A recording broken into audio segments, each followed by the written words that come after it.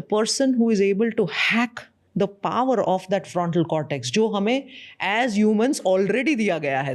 We have a bigger cortex. अगर आप rat का cortex देखोगे तो 7% होता है, लगभग chimpanzees का 11-12% होता है, लेकिन humans को 40% दिया गया है. तो कोई ना कोई logic से दिया है, because that is where emotional control.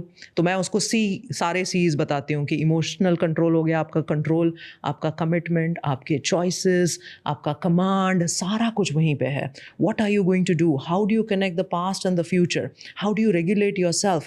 अगर threat आ गया तो how do you convert a reaction into a response? तो आपने क्या है over the time ये बना लिया है. That's why you can ignore. But most people cannot.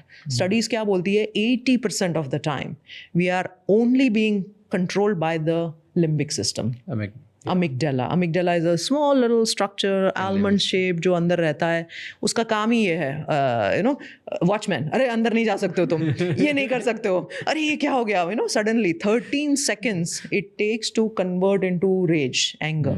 तो उस 13 seconds को अगर आपने थोड़ा सा काम वो कर लिया और 13 से इवन गिनती वो कर ली ना, उसका पावर खत्म हो गया. वो ना ऐसे वो बबल की तरह निकल गया सारा out. But if most people cannot do that, 80% of the times people still live in that limbic loop, rumination. Past का सोच रहे हैं, past की कैसेट चल ही रही है. All the things run past by and you can't leave that thought.